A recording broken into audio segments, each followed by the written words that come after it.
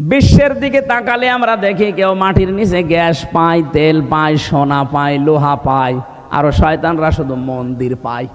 একটা প্রতিবেশীর সাথে আপনার মিল নেই। আফগানিস্তানের সাথে মিল নেই, পাকিস্তানের সাথে মিল নেই, নেপালের সাথে মিল নেই, মালদ্বীপের সাথে মিল নেই, ভুটানের সাথে মিল নেই, চীনের সাথে মিল নেই, মায়ানমারের সাথে মিল নেই। আমাদের সাথে মিল ছিল কন্যা যতদিন ছিল।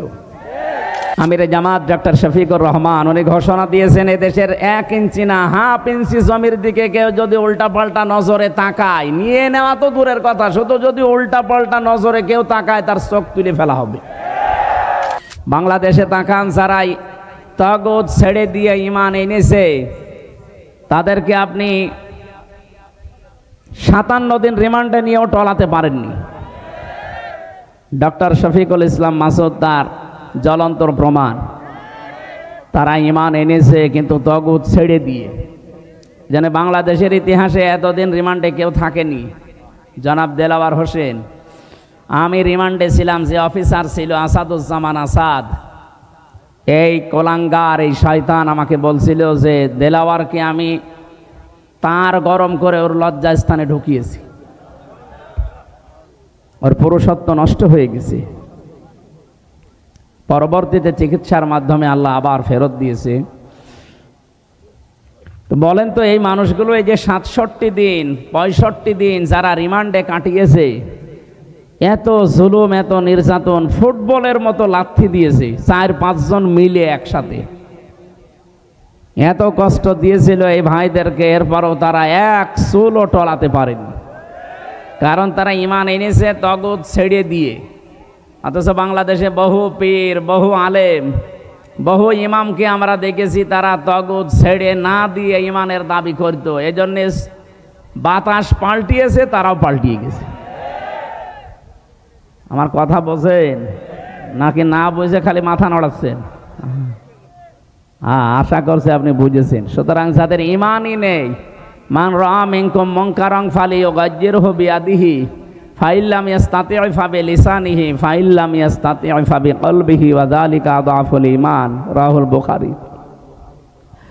হযরতে আবু সাঈদ খুদরি রাদিয়াল্লাহু তাআলা আনহু থেকে বর্ণিত, তিনি বলেন, কেউ যদি শরীয়ত বিরোধী, মানবতা বিরোধী কোনো কাজ দেখে, সে যেন হাতের দ্বারা এটা বন্ধ করে। হাত মানে শুধু এই হাত না, এটা ক্ষমতার হাত, আইনের হাত, প্রভাব প্রতিপত্তির হাত, টাকা পয়সার হাত।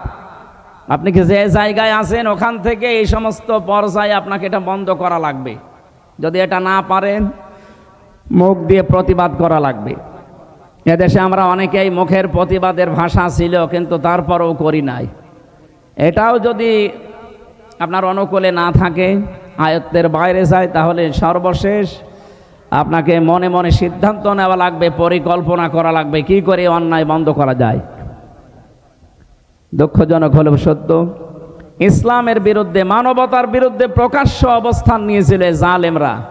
3 নাম্বার যেটা পরিকল্পনা করে এটা বন্ধ করা যায়, এইটাও অনেক আলেম, অনেক ইমাম, অনেক পীর, অনেক মুসলমান করে নাই।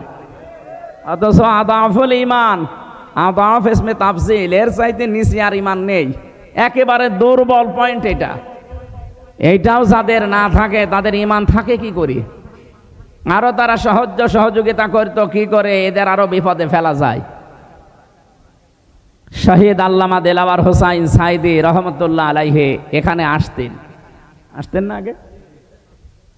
আমি শুনেছি ওখানে উনি এখানে আসতেন। এই আমি যেখানে ছিলাম আজকে, এখানেই তিনি বিশ্রাম নিতেন। কোরআনের এই পাখি 50টা বছর বিশ্বের বহু দেশে কোরআনের আলো ছড়িয়েছে। অথচ তাকে যে মানুষগুলো মামলা দিয়েছিল, আপনাদের এই পাশের জেলা চাঁদপুরে বাড়ি, রেজাউল হক মাইজ ভান্ডারি, লাকসামে বাড়ি, আল্লাহর ওলির বাড়ি লাকসাম, আর আরেকজনের বাড়ি এই যে নজিবুল বশর মাইজ ভান্ডারি, এই 2 জন মিলে মামলা দিয়েছিল। কোথায় আজ তারা? কোরআনের পাখি আজকে যদি বেঁচে থাকতেন, কুমিল্লাতে শুধু একবার আসার দরকার ছিল, কুমিল্লার চেহারা পাল্টিয়ে যেত। আল্লাহর এই ওলির সাথে জেলখানায় আমি দেখা হয়েছিল।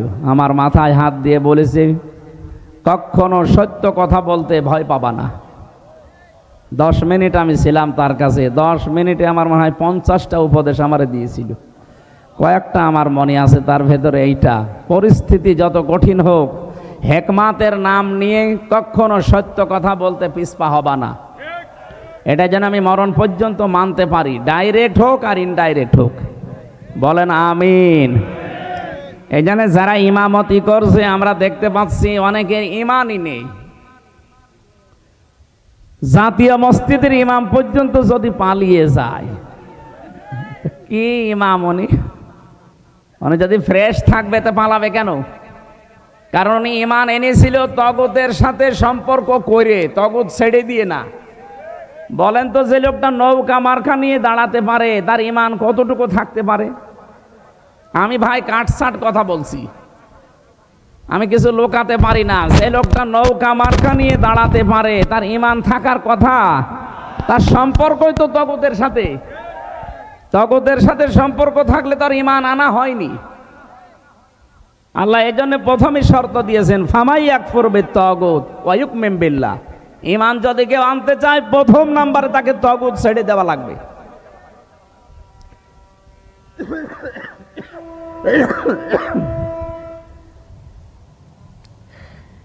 এজন্য এই ময়দানে আমরা যারা বসে আছি, আমরা যারা ইমান এনেছি, আমরা তগুতের সাথে সম্পর্ক তৈরি করি না, তগুত ছেড়ে দিয়ে ইমান এনেছি। কথা বলেন ঠিক কিনা? যে আল্লাহ আমাদেরকে দল মত জাতি বর্ণ ধর্ম নির্বিশেষে আজকে অনুষ্ঠানে নিয়ে আসলেন, খুশি হয়ে বলেন আলহামদুলিল্লাহ।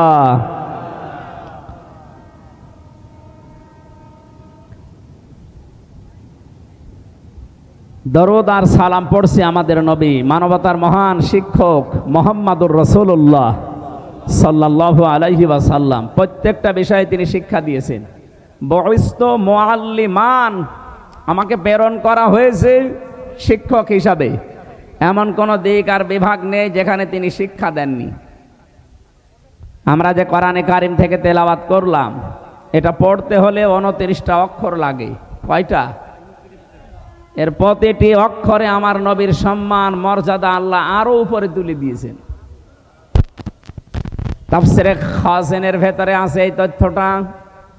আলিফ দিয়ে আমার আল্লাহ জানিয়েছেন আমার নবী আহমদ, তিনি প্রশংসিত। বা দিয়ে আল্লাহ জানিয়েছেন আমার নবী বাশির, তিনি সুসংবাদদাতা। তা দিয়ে আল্লাহ জানিয়েছেন আমার নবী মুত্তাকি, তিনি পরহেজগার। সা দিয়ে তিনি জানিয়েছেন আমার নবী মুদ্দাসির, কম্বলওয়ালা। জিম দিয়ে তিনি জানিয়েছেন আমার নবী জামিল, সুন্দর। হা দিয়ে আল্লাহ বলেন আমার নবী হামিম, তিনি অন্তরঙ্গ বন্ধু। খ দিয়ে জানিয়েছেন আমার নবী খাতামান নাবিয়্যিন, আমার নবী শেষ নবী। এভাবে পড়তে পড়তে আপনি ইয়া চলে যাবেন। ইয়া দিয়ে আল্লাহ ডাক দিয়েছেন ইয়াসিন, হে নেতা। এটা পাবেন তাফসিরে কাবিরে, আল্লামা ফখরুদ্দিন রাজি রহমতুল্লাহ আলাইহি লিখেছেন। আল্লাহ পাক বলেন ইয়া হরফে নেদা। ইয়া মানে হে, সিন মানে সাজ্জেদ। সিন শব্দের 5টা অর্থ আমি ওখানে পেয়েছি। সিন মানে সাজ্জেদুল আলামিন, সিন মানে সাজ্জেদুল বাশার, সিন মানে সাজ্জেদুল কাউনাইন, সিন মানে সাজ্জেদুল আম্বিয়া, সিন মানে সাজ্জেদুল মুরসালিন। প্রতিটি শব্দের ভেতরে তিনি ব্যাখ্যা দিয়েছেন। আল্লাহ ডাক দিয়েছেন ইয়াসিন, হে নেতা। আল্লাহর ঘোষণা দেওয়া নেতা এই দুনিয়ায় একজনই আছে। এটা যদি অনেকে দুনিয়ার বিষয় মনে করি এড়িয়ে যেতে চায় না, এটা দুনিয়ার বিষয় না। এ সম্পর্ক সব আখিরাতের সাথে। দুনিয়াতে যার নেতা ঠিক নেই ওই মানুষটা জাহান্নামে যাবে। আমি যতগুলো তাফসীরে এদের সাথে মিলিয়েছি, এর বাংলা কথা এই, যে দলের নেতা জাহান্নামে যাবে ওই দলের কর্মীরা ওর সাথে জাহান্নামে যাবে। যদিও আয়াতে রুকুটা আল্লাহ ফেরাউন সম্পর্কে দিয়েছেন, ফেরাউন জাহান্নামে যাবে, ওর অনুসারী যারা ওর পেছনে ছিল সবাইকে আল্লাহ জাহান্নামে পাঠাবে। কিয়ামত পর্যন্ত সেই নেতা জাহান্নামে যাবে, ওর নেতৃত্বে যারা চলবে তারাও জাহান্নামী। এবার আপনি নিজেকে প্রশ্ন করে বলেন তো, এটা দুনিয়ার বিষয় হয় কি করে? ইয়াউমা নাদউ কুল্লা উনাসিম বিইমামিহিম সূরা বানী ইসরাইলের ৭১ নম্বর আয়াত প্রথম অংশে আছে, আল্লাহ বলেন কিয়ামতে মানুষকে আমি ডাক দেব তার নেতার সাথে। কেন দুনিয়ার বিষয় মনে করে নিজের কপালে আগুন লাগাচ্ছেন? এটা আখিরাতের বিষয়। এইটা আজ আমাদের দেশে ঠিক নেই, এই জন্যই তো চাঁদাবাজি এখনো বন্ধ হচ্ছে না। কি চাঁদাবাজি বন্ধ হয়ে গেছে? না, আপনি এমন নেতার পেছনে ঘোরেন যে নেতাও চাঁদাবাজ, কর্মীও চাঁদাবাজ। আমি এমন নেতার পেছনে ঘুরি যে নেতা ঘোষণায় দিয়েছে ইসলাম যদি দেশে আসে সর্বপ্রথম বন্ধ করা হবে চাঁদাবাজি। আপনি কিসের নেতা মানেন? আপনার নেতার দিকে তাকালে শয়তানের কথা মনে হয়, আমার নেতার দিকে তাকালে আমার আল্লাহর কথা মনে হয়। কি বেশি বলে ফেললাম? না না, বেশি হয়নি। এটা দুনিয়ার বিষয় মনে করে এড়িয়ে যাওয়ার কোনো সুযোগ নেই। কিয়ামতে বিচার ব্যবস্থা আল্লাহ বানিয়েই ডাকবে আপনার নেতার সাথে। আগে নেতা, এরপরে কর্মী। আপনার বিবেকে কি বলে? যেদিন আপনার নেতা সামনে থাকবে তার যে চেহারা সুরাত, তার যে চরিত্র আপনি না জানলেও আল্লাহ জানে না। কথা বলেন না কেন? ওরে দেখেই তো আল্লাহর রাগ হয়ে যাবে। আপনার পর্যন্ত আর যাওয়া লাগবে না। তোর সামনে যেটা আছে এটাই তো 2 নাম্বার, তুই মনে হয় 3 নাম্বার। আপনার পর্যন্ত আর বিচারও করা লাগবে না, নেতাকে দেখে সাথে সাথে দিয়ে দেবে। এই জন্য কোরআনে কারিমে আমি যে আয়াত পড়েছি এর পরের আয়াতে আপনি দেখবেন সূরা নিসা 60 নাম্বার আয়াত, 59 নাম্বার আয়াত, রব্বুল আলামিন বলেন ইয়া আইয়ুহাল্লাযীনা আমানু আতিউল্লাহা ওয়া আতিউর রাসূলা ওয়া উলিল আমরি মিনকুম। ওহে যারা ঈমানের দাবি করো, আমি আল্লাহর আনুগত্য করো, আমার রাসূলের ইতাআত করো, আর উলিল আমর তোমাদের ভেতরে যারা নেতা নেতৃত্ব দেয় তাদেরকে তোমরা মেনে চলো। কুমিল্লাবাসী কান খাড়া করে শোনেন, এই যে আতিউ, এটা ফেল, এটা ভার্ব, এটা ক্রিয়া। এই শব্দটা আল্লাহ নিজের নামে আর রাসূলের নামে দিয়েছেন, কিন্তু উলিল আমরের আগে তিনি দেননি। মুফাসসিরিন ইকরাম বোঝাতে চেয়েছেন আল্লাহ আর রাসূলকে মানা লাগবে, কোনো প্রশ্ন করা যাবে? আরো জোরে বলেন। আপনার বুঝে আসুক বা না আসুক মানা লাগবে, এইটাই ফাইনাল। কিন্তু উলিল আমর যারা আল্লাহ রাসূলের পরে দুনিয়ায় নেতৃত্ব দেবে, এদেরকে মানতে হলে মাস্ট বি দেখা লাগবে লোকটা আল্লাহ রাসূলকে মেনে চলে কিনা। আল্লাহ রাসূলকে যদি মেনে চলেও আমার আত্মীয় না হলেও ওইটাই আমার নেতা। আল্লাহ রাসূলকে মানি না, ও আমার বাবা হলেও ওরে আমি মানি না। এটা যত বদ্ধমূল করতে পারবেন দুনিয়ার জীবনে তত শান্তি পাবেন। এইটা আজ বাস্তবতায় আমরা নিতে চাই না, অনেকে ভয় পায় আর বলে যে না হুজুর এটা রাজনীতি, এটা বলার দরকার নেই। এটা না বলতে বলতে তো আজ আমাদের অবস্থা এই পর্যায়ে পৌঁছিয়েছে। আমাদের বউগুলো এখন রাজমিস্ত্রি আর আমরা যোগাইলে এক কথা বলছে না।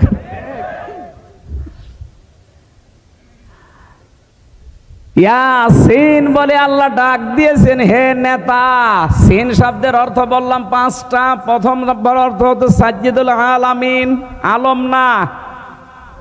এখন বিশ্বে 257টা রাষ্ট্র আছে, কিছুদিনের ভেতরে আরো 6টা রাষ্ট্র বাড়তেছে। কথা বোঝে কি? এই যে 7 সিস্টার যদি ভেঙে যায় আরো 6টা রাষ্ট্র বাড়বে। 257 আর 6 কত হয়?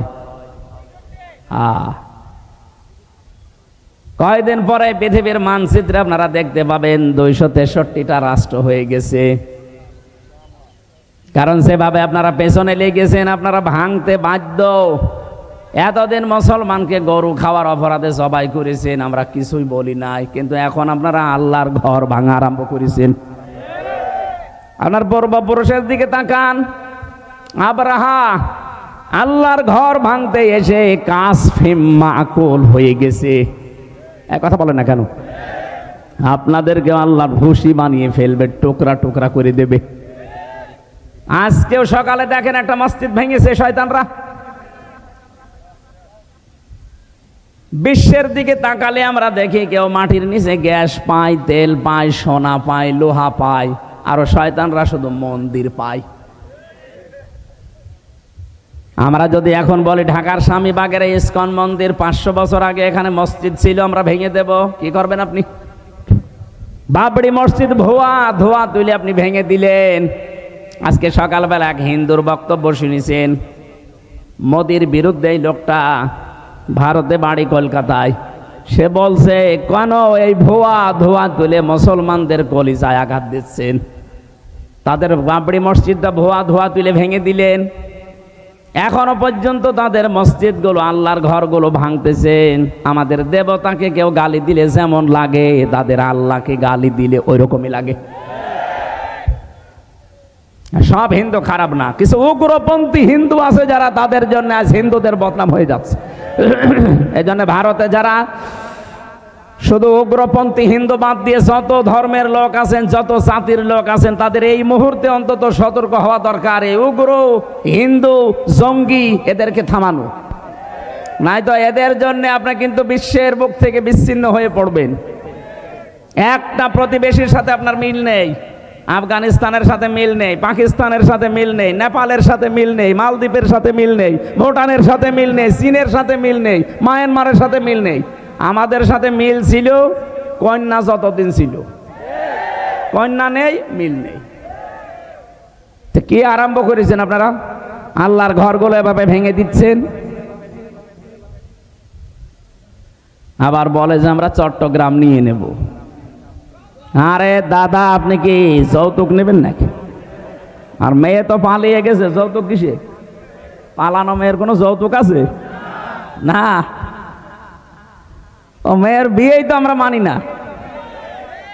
কারণ মেয়ে যার সাথে এতদিন আমরা বলতাম যে স্বামী স্ত্রীর সম্পর্ক, এটা তো একটা ভুয়া জিনিস, এটা ভুয়া না? কারণ যার সাথে গেছে তার সাথে তো আমাদের ধর্মে বিয়ে জায়েজ নেই। ওয়ালা তুনকিহুল মুশরিকিনা হাত্তা ইউমিনু, সূরা বাকারা 221 নম্বর আয়াতের মাঝের অংশে আছে। আল্লাহ পাক বলেন, যতক্ষণ মুশরিক পুরুষ মুসলমান না হবে, ঈমান না আনবে, তার সাথে মুমিনা নারীর বিয়ে করা জায়েজ নেই। এটা আমি বানালাম? বলেন। সুতরাং যার সাথে গেছে তার সাথে তো বিয়ে আমাদের ধর্মেই জায়েজ নেই। আপনি এতদিন খালি মিথ্যা কথা বলতেন যে আমাদের স্বামী স্ত্রীর সম্পর্ক। তারপরও দাদা যদি এখন মুসলমান হয়, যে বয়স দাদা, এ বয়সে মুসলমানি দিতে গেলে দেখা যাচ্ছে হাসামে গোড়া থেকে কেটে বাদ দিয়ে দিল, যা সব শেষ। আমার মনে হয় এখন আরো হবে না, মুরব্বী বয়সে এখন যে অবস্থায় আছে ওইভাবে থাক। আর আমরা ও বিয়ে মানি না, যৌতুক তো আরো পরের কথা। আর আমাদের ধর্মে যৌতুক জায়েজ নেই। যৌতুক আছে আমাদের ধর্মে, সুতরাং এটা তো দেওয়ার প্রশ্নই আসে না। বাংলাদেশে আমিরে জামাত ডক্টর শফিকুর রহমান উনি ঘোষণা দিয়েছেন, এদেশের 1 ইঞ্চি না হাফ ইঞ্চি জমির দিকে কেউ যদি উল্টা পাল্টা নজরে তাকায়, নিয়ে নেওয়া তো দূরের কথা, শুধু যদি উল্টা পাল্টা নজরে কেউ তাকায় তার চোখ তুলে ফেলা হবে। আর এদেশের 18 কোটি মানুষ যদি জীবন দেয়, 36 কোটি দাদা নিয়ে জীবন দেবে। এক একজন অন্তত 2 জনের গলা চেপে ধরবো। এই কথা বলছে না কেন? ওদের মরণের খুব ভয়। আমি ভারতের বহু প্রদেশে গেছি, আমার তো আমার মনে হয় 16, 17, 18, 19 এগুলো সবই ওইদিকে কেটেছে। আমি কয়েক মাস ধরে পড়ে থাকতাম, ওদের বিভিন্ন প্রদেশে আমি গেছি। ওদের খুব ভয় মরণের, ওদের সাথে মিশে আমি যা দেখেছি, খুব ভয় মরণের। ওয়ালা তাজিদান্নাহুম আহরাসান নাসি আলা হায়াতি ওয়া মিনাল্লাযিনা আশরাকু, সূরা বাকারার ভেতরে আছে। আল্লাহ পাক বলেন ওয়ালা তাজিদান্নাহুম, লামে তাকিদ নুনে সাকিলা। আল্লাহ গ্যারান্টি দিয়ে জানিয়েছেন অবশ্যই আপনি তাদেরকে দেখতে পাবেন জীবনের প্রতি খুব বেশি মায়া তাদের, যারা মুশরিক। আমাদের জীবনের প্রতি মায়া না, আমাদের মায়া হচ্ছে জান্নাতের প্রতি। আর ওদের মায়া মরণের একটু ভয় দেখাবেন, পাগল হয়ে যাবে। খালি বর্ডার বন্ধ হয়ে গেছে, আলু পেঁয়াজ পচতেছে, ভয়ে এখন কান্নাকাটি আরম্ভ করেছে, মানে না খেয়ে মারা যাব। আমাদের এতদিন ভয় দেখাতো যে আমরা দেন না খেয়ে মারা যাব যদি খাবার না পাঠায়।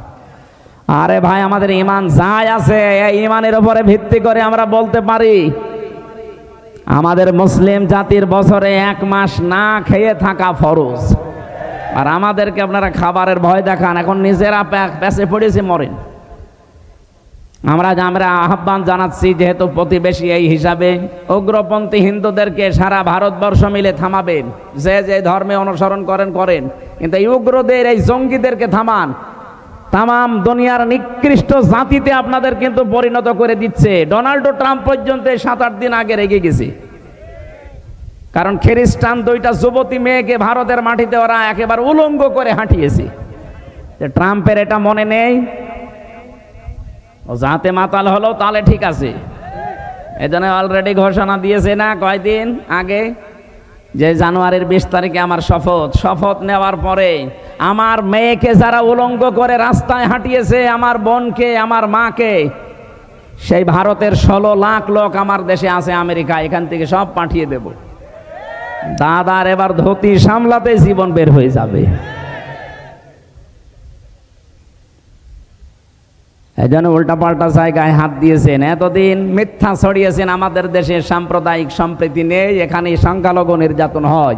এটা ডাহা মিথ্যা কথা। বলেন, ভয়েস অফ আমেরিকা, মাইক্রোসফট, এগুলো সব খ্রিস্টানরা চালায়। তাদের কথাগুলো শোনেন তো কি রিপোর্ট দিচ্ছে। আগস্টের 5 তারিখের পর থেকে আজ 4 মাস হয়ে গেল। এই দিনে সবচাইতে বেশি, এই 4 মাসে, এই 15.5 বছরের ভেতরে যারা অন্য ধর্মে আছে তারা সবচাইতে বেশি নিরাপদে আছে। আপনারা মিথ্যা ছড়িয়ে কি করবেন? এই তো আজ 4 দিন না 5 দিন আগে পঞ্চগড় এবং মাগুরা, এই 2 জেলা থেকে 2টা মহিলা গিয়েছিল ভারতে চিকিৎসা নেওয়ার জন্য।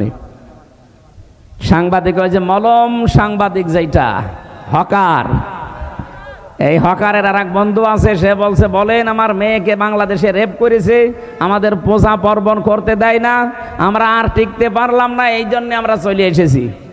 ও মেয়েটা পুরা উল্টিয়ে গেছে। এই কি বলিস? আমরা এসেছি আমার মেয়ের হাতের চিকিৎসা করাতে, আর কিসের পূজা পার্বণ করা? আগস্টের 5 তারিখের পর থেকে সবচাইতে বড় নিরাপদে আছি আমরা বাংলাদেশে। এই জন্য মিথ্যার কেউ এখন খেতে চাচ্ছে না, সব প্রমাণ হয়ে গেছে। সাম্প্রদায়িক সম্প্রীতির 1 নাম্বার দৃষ্টান্ত পৃথিবীর এই 257টা দেশের ভেতরে বাংলাদেশ। জোরে বলেন আল্লাহু আকবার। এই সম্প্রীতি কেউ নষ্ট করতে পারবে না। এদেশের সংখ্যালঘু বলে কিছু নেই, মাইনরিটি মেজরিটি কিচ্ছু নেই, আমরা সব এক। জন্ম যারা নিয়েছি এই দেশে, তারা এ দেশের গর্বিত নাগরিক। কথা বলেন না কেন? সুতরাং এই উগ্রদেরকে থামান আপনারা, নয়তো সারা পৃথিবী থেকে বিচ্ছিন্ন হয়ে পড়বেন। যদি 7 সিস্টার ভেঙে যায়, যেহেতু বিশ্বে এখন 257টা 263টা রাষ্ট্র হয়ে যাবে, এই 263টা রাষ্ট্রের যেখানে আপনি বাস করেন, সেখানেই আপনাকে বিশ্ব নবীকে নেতা মানা লাগবে। এর নাম সাইয়্যিদুল আলামিন, আলম না। শুধুমাত্র এই পৃথিবীর এই 263টা রাষ্ট্র না, যত জগৎ আল্লাহ বানিয়েছে, কেউ যদি বলে আমি চাঁদের দেশে থাকি, সেখানেও আপনাকে নবীকে মানা লাগবে। কেউ যদি বলে আমি মঙ্গল গ্রহে থাকি, সেখানেও নবীকে মানা লাগবে। ইয়াতানাজ্জালুল আমরু বাইনাহুন্না, আল্লাহ পাক বলেন প্রতিটি আসমানে আমার বিধিবিধান নাজিল হচ্ছে, যেখানে যেই সৃষ্টি আছে তার জন্য ওইরকম বিধান আমি নাজিল করি। যেখানেই যাবেন আপনাকে নবী ছাড়া অন্য কাউকে আপনি মানতেই পারবেন না। 2 নম্বরে সাইয়্যিদুল বাশার, বাশার মানে মানুষ। কেউ যদি বলে আমি মানুষ পদবাচ্যে যারা বিবেচিত, মাস্ট বি তাকে নবীকে নেতা মানা লাগবে। শুধুমাত্র দুনিয়ার এই জগৎ না, মানুষ না, সাইয়্যিদুল কাউনাইন বলা হয়েছে 3 নাম্বার। শুধু দুনিয়া না, আখিরাতেও আপনার জন্য আমার জন্য বিশ্ব নবী হবেন একমাত্র নেতা। অন্যান্য যত নবী আছে সবাই অপারগতা স্বীকার করবে, মুহাম্মদুর রাসূলুল্লাহ পড়ে যাবে সেজদায়। 50 বছর কেটে যাবে এক সেজদায়। আল্লাহ পাক বলেন হাবিব মাথা তোলেন, সেজদা থেকে মাথা তোলেন, আজকে আপনি যা বলবেন আপনার সব কথাগুলো আমি আজকে কবুল করে নেব। সুতরাং শুধু এ জগতে কাজে লাগছে তা না, মরণের পরও আমার নবীকে দরকার আছে না নেই?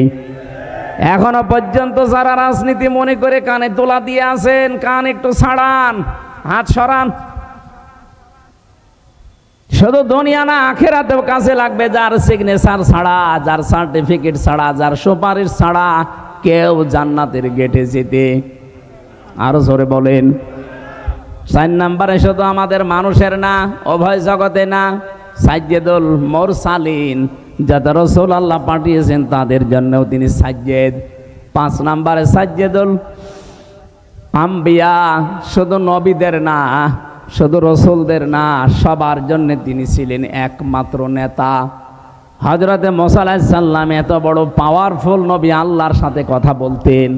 তিনি যদি এখন বাংলাদেশে আসে আর কেউ যদি মুহাম্মদ রাসূলুল্লাহকে বাদ দিয়ে মুসা নবীর আদর্শ গ্রহণ করে, নিছক সে জাহান্নামী।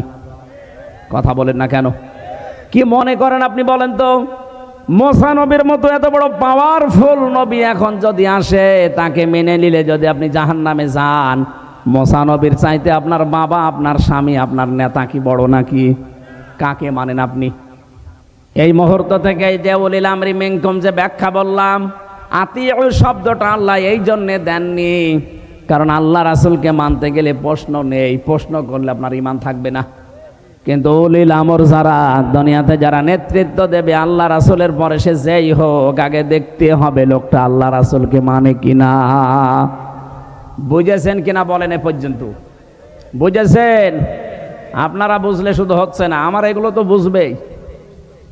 যতদূর পর্যন্ত এই আওয়াজ যাচ্ছে, রেকর্ড হচ্ছে, তামাম দুনিয়া ছড়িয়ে যাচ্ছে, সবাইকে উদ্দেশ্য করে বলছি, আপনার বিবেকটা কাজে লাগাবেন। আল্লাহ আমাদেরকে বিশ্ব নবী মুহাম্মদুর রাসূলুল্লাহ একমাত্র আদর্শ মেনে চলার তৌফিক দাও, বলেন আমিন।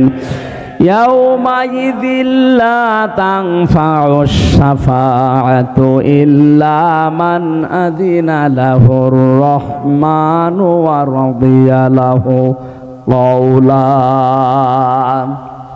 সূরা তাহা 16 নম্বর পারা 18 নম্বর পৃষ্ঠা 10 নম্বর লাইনের 109 নম্বর আয়াতে আছে। আল্লাহ বলেন, সেদিন সুপারিশ কাজে লাগবে না। যার কথা শুনতে আমি আল্লাহ রাজি না হব এবং যার প্র্যাকটিক্যাল লাইফের ওপরে আমি আল্লাহ রাজি না থাকব। কুমিল্লাবাসী, নবীজির সুপারিশ যদি আমি আপনি পেতে চাই, আমার জীবনকে আগে পাল্টাতে হবে। জীবন পাল্টানোর যতগুলো নিয়ম নীতি আছে কোরআনে আমি 500 নিয়ম পেয়েছি, তার ভেতরে আজকে একটা বলছি। আমার আলোচনার বিষয় আজকে আমানাত। কি বললাম? বলেন বলেন। মানব জীবনের একটা গুরুত্বপূর্ণ পাঠ এটা। পুরা কোরআনে এরকম 500টা পাঠ আছে, এর ভেতরে আজকে আমি একটা বলছি, আমানাত। শব্দটা শুনতে যত সহজ মনে হচ্ছে, বিষয়টা অত সহজ না। এর ভেতরে আমার মনে হয় দুনিয়া আখিরাত সব আল্লাহ লুকিয়ে রেখেছেন। আমানত এমন একটা গুরুত্বপূর্ণ বিষয়, নবী মুহাম্মদ রাসূলুল্লাহ জানিয়েছেন, কিয়ামতের আগে দৃশ্যটা দুনিয়ায় এমন হবে, মাইকিং করেও একজন আমানতদার মানুষ খুঁজে পাওয়া যাবে না। আমার মনে হয় সেই সময় এখন প্রায় চলে এসেছে। আপনি তাকান, এখন মাইকিং করে একটা আমানতদার মানুষ খুঁজে পাওয়া যায় না। অথচ একটা মানব জীবনের গুরুত্বপূর্ণ পাঠ, নবীজিকে মানুষ আমানতদার এই শব্দটা বলে আরবে ডাক দিত। আমানতদার বলতো না, আল আমিন, আস সাদিক, এমনি এমনি বলে নাই। সে জীবনে এত বেশি আমানতের দায়িত্ব পালন করেছেন, নিজের জামাই হযরতে আলীকে মরণের বিছানায় রেখে গেছে, তারপরও আমানতের দায়িত্ব ভুলে যাননি। যেদিন তার বাড়ির চারিদিকে 42 জন কাফের রাঙ্গা তরবারি নিয়ে দাঁড়িয়ে আছে, বিশ্ব নবী ডাক দিয়ে বললেন, আলী, চারিদিকে ওরা দাঁড়িয়ে আছে আমাকে হত্যা করার জন্যে। ওই যে ঘরের ভেতরে টোপলা দেখতে পাও, ওগুলো সবই ওদের, যারা আমাকে হত্যা করার জন্য এসেছে। আমি আল্লাহর আদেশ পেয়েছি, এ মুহূর্তে যদি আমি চলে যাই তাহলে আমার আল আমিন নামের কলঙ্ক হয়ে যাবে। আমানতদার আমি, ওরা নিজেরাই আমাকে ডাকে, তাহলে এই আমানতদারের কলঙ্ক হয়ে যাবে। তুমি আমার বিছানার ওপরে চাদর মোড়া দিয়ে শুয়ে থাকো, সকালবেলা ওরা এসে যখন আমাকে পাবে না, পাবে তোমাকে। তুমি তখন পাওয়ার সঙ্গে সঙ্গে, যেহেতু নেতার ছেলে, তোমার হয়তো কিছু বলবে না। তুমি সঙ্গে সঙ্গে আমানতের দায়িত্বটা পালন করার পরে 3 দিনের মাথায় মদিনায় আমার সাথে দেখা করবা। ও বাংলার মুসলমানেরা, চিন্তা করেন তো এই কঠিন মুহূর্তে যেখানে জীবন মরণ নিয়ে টানাটানি, সেখানেও নবীজি আমানতের দায়িত্ব ভুলেন নাই, নিজের জামাইকে মরণের বিছানায় রেখে যাচ্ছেন।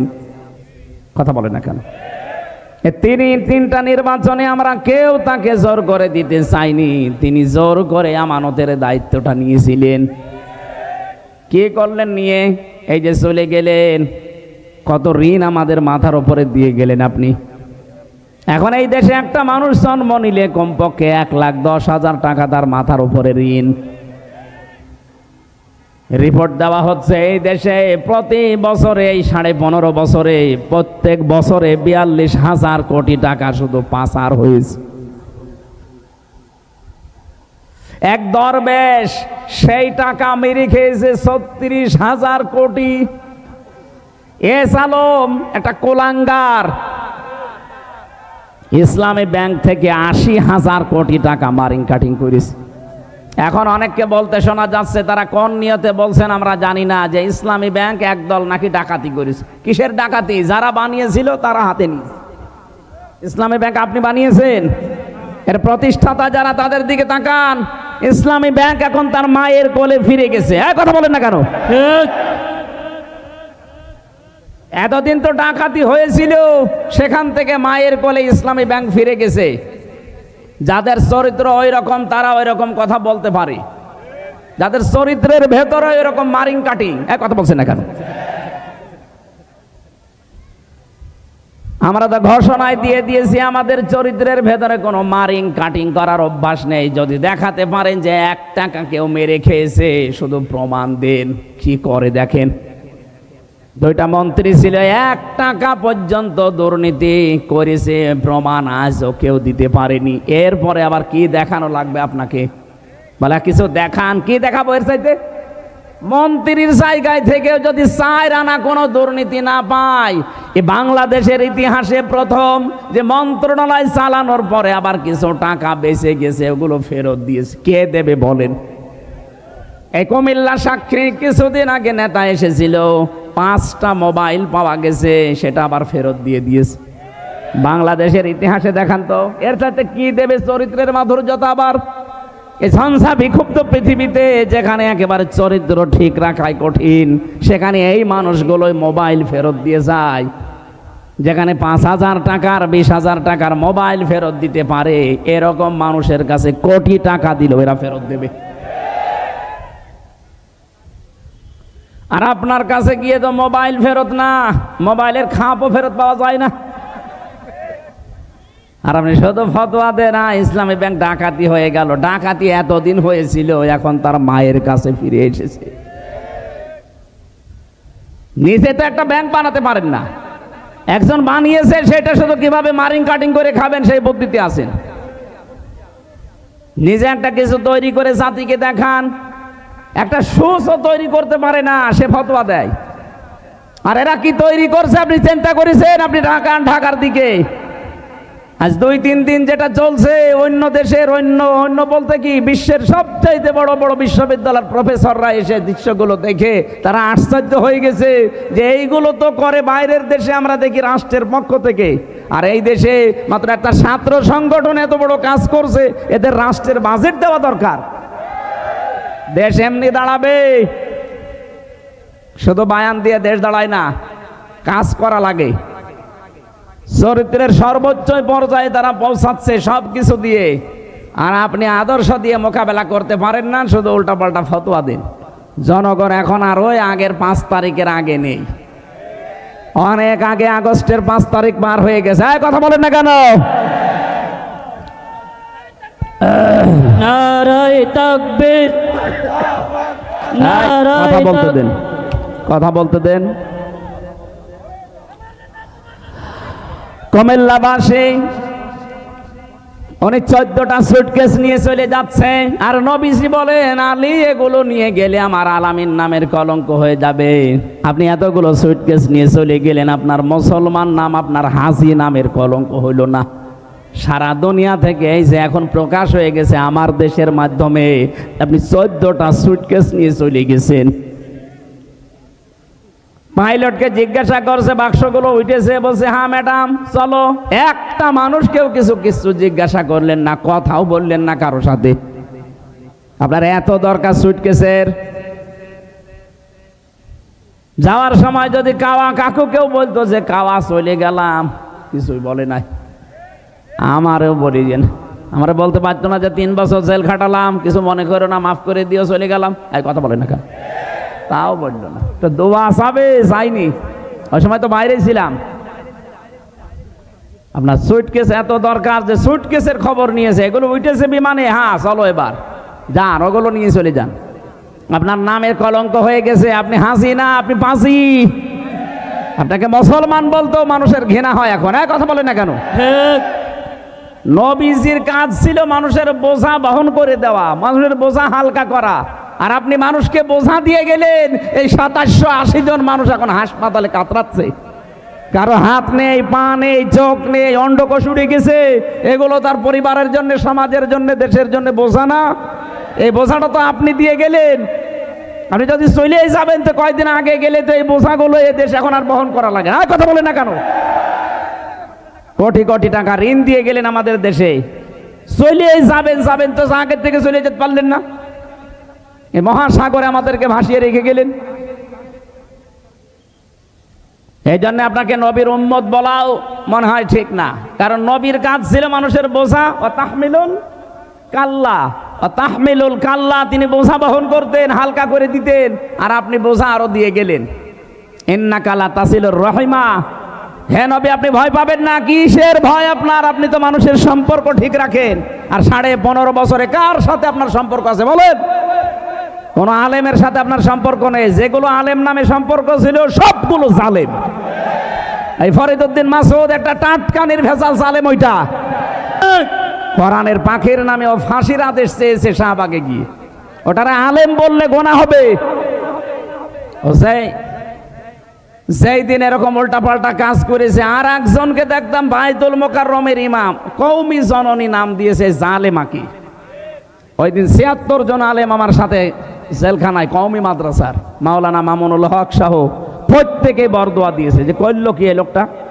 হ্যাঁ, শাপলা চত্বরে হাজার হাজার মানুষকে যায় যে মহিলার ইঙ্গিতে দুনিয়া থেকে বিদায় করে দিল, আর আমরা এখনো পর্যন্ত যে মহিলার ইঙ্গিতে জেল খাটতেছি জেনার তহমত মাথায় নিয়ে।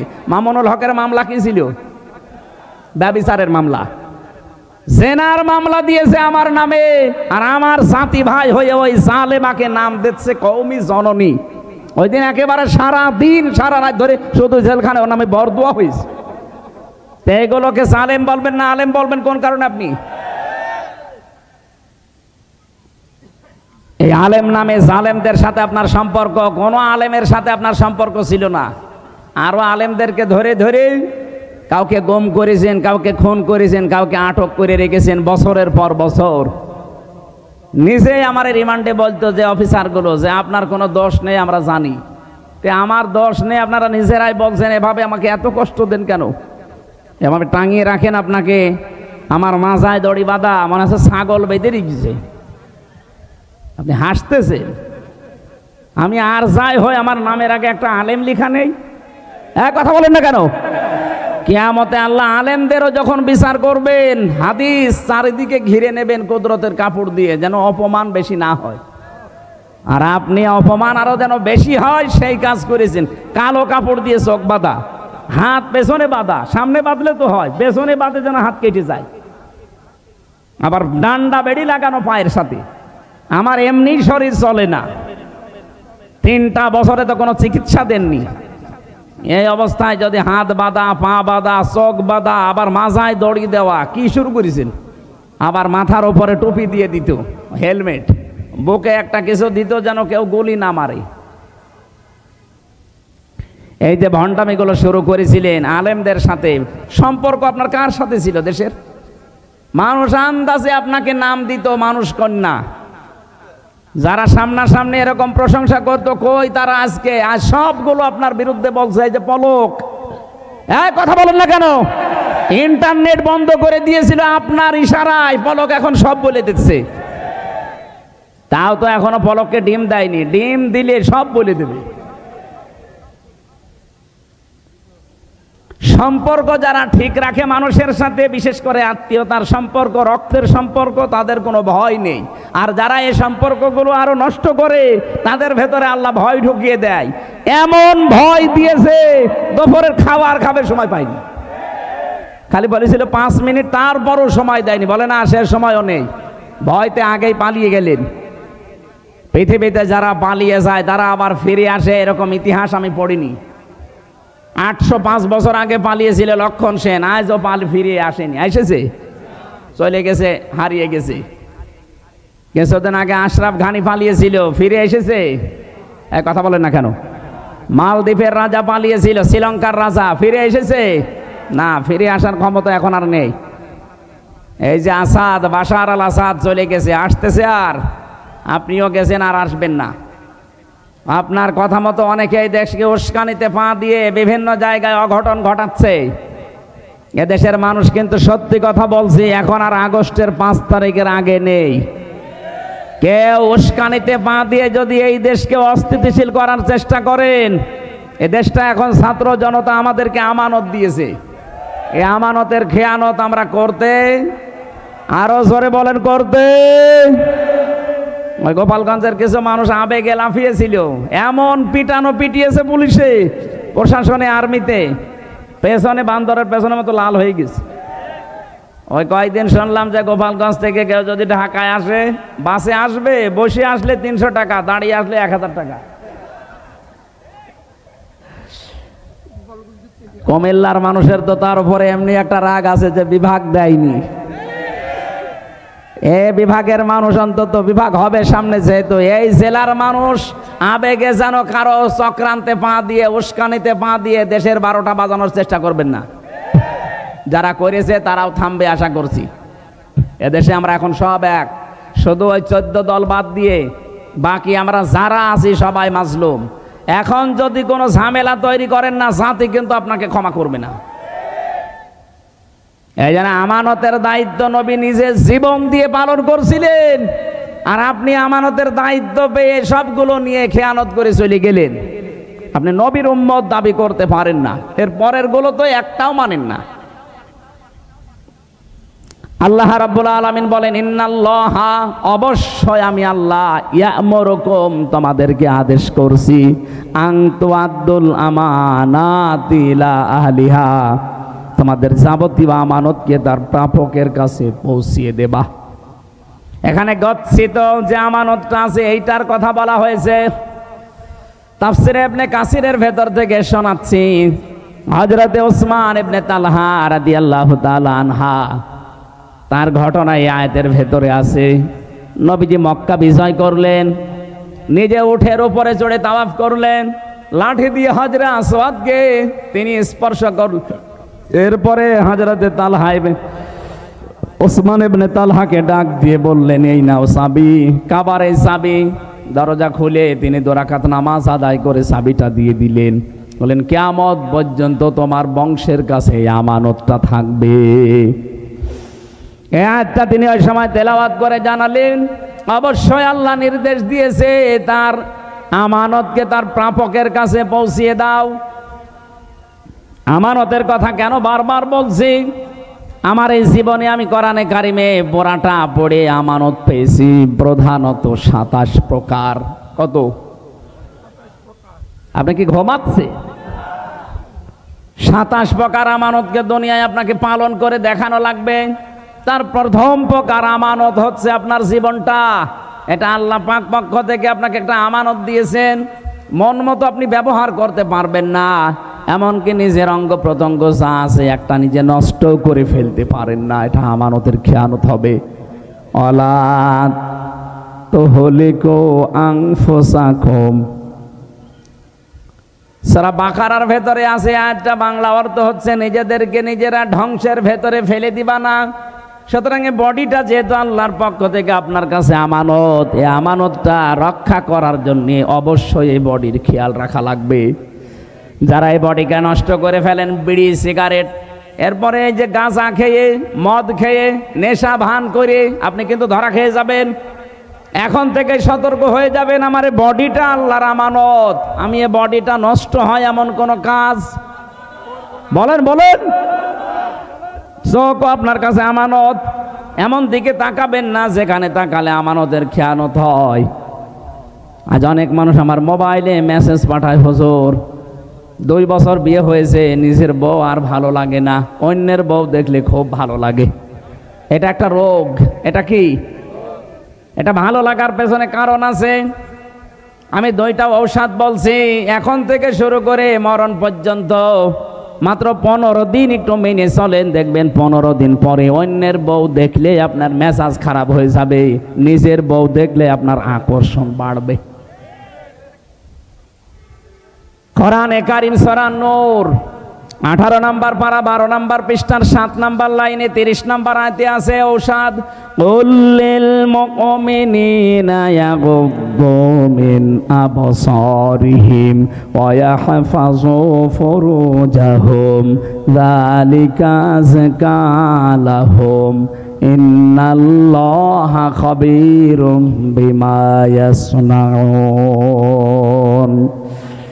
রব্বুল আলামিন বলেন, নবী আপনি মুমিন পুরুষদেরকে বলেন তারা যেন চক্ষুকে নিম্নগামী করে রাখে পরনারী দেখলে। 14 জন নারী বাদ দিয়ে দুনিয়ায় যে মহিলায় আপনার সামনে পড়ুক না কেন, মাস্ট বি আপনাকে চোখ নিচের দিকে করা লাগবে। আপনি একটু 15 দিন মেনে চলেন, মাত্র 15 দিন। 14 জন মহিলা বাদ দিয়ে যত মহিলা দুনিয়ায় আছে দেখলে আপনি চোখ নিচের দিকে করবেন। 2 নম্বরে লজ্জা স্থানের হেফাজত করবেন।